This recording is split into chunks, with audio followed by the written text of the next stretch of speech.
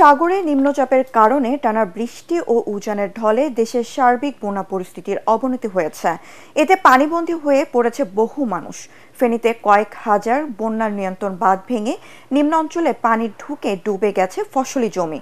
ভোরে বৃষ্টির তোড়ে ভেঙে গেছে ঘাট, বন্ধ রয়েছে সব ধরনের লঞ্চ চলাচল। এছাড়া নিম্নচাপের প্রভাবে প্লাবিত হয়েছে সাতক্ষীরার নিচু এলাকাগুলো। জাহিদুল আলমের রিপোর্টে বিস্তারিত। ভয়াবহ বন্যায় বিপর্যস্ত দেশের দক্ষিণ পূর্বাঞ্চল। পাহাড়ি ঢল আর টানা বৃষ্টিতে মুহুরী, হালদা, সাঙ্গু নদীর পানি বিপদসীমার উপর দিয়ে প্লাবিত হচ্ছে। শত শত গ্রামে পানিবন্দী হয়ে পড়েছেন লাখো মানুষ। পানির তোরে ভেসে গেছে ফসলি জমি, মাছের ঘের, গবাদি পশু, হাঁস মুরগির খামার।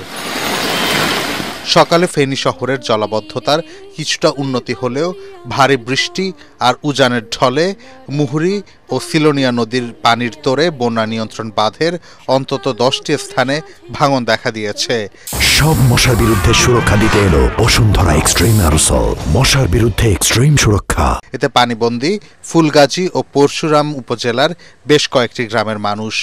ফেনীতে গত 48 ঘন্টায় সর্বোচ্চ 510 মিলিমিটার বৃষ্টিপাত রেকর্ড করা হয়েছে, যা জেলায় বিগত কয়েক বছরের মধ্যে সর্বোচ্চ। সাগরের লঘুচাপের প্রভাবে উপকূলীয় জেলা সাতক্ষীরায় ভারী বৃষ্টি হচ্ছে। প্লাবিত হয়েছে বসতঘর, ভেসে গেছে ফসলের ক্ষেত, মৎস্যঘের, ভেঙে পড়েছে স্যানিটেশন ব্যবস্থা। এতে চরম বিপাকে বানভাসী মানুষ। সাতক্ষীরা আবহাওয়া অফিস জানায়, গত 24 ঘন্টায় সাতক্ষীরায় 97 মিলিমিটার বৃষ্টিপাত রেকর্ড করা হয়েছে। এটি আগামী 2 দিন অব্যাহত থাকতে পারে। 5 দিনের টানা বর্ষণে উপকূলীয় জেলা ভোলায় জনজীবন বিপর্যস্ত হয়ে পড়েছে। উপকূলের নিচু এলাকা প্লাবিত হয়ে দুর্ভোগে পড়েছেন শত শত পরিবার। বিভিন্ন স্থানে ভেঙে গেছে লঞ্চঘাট।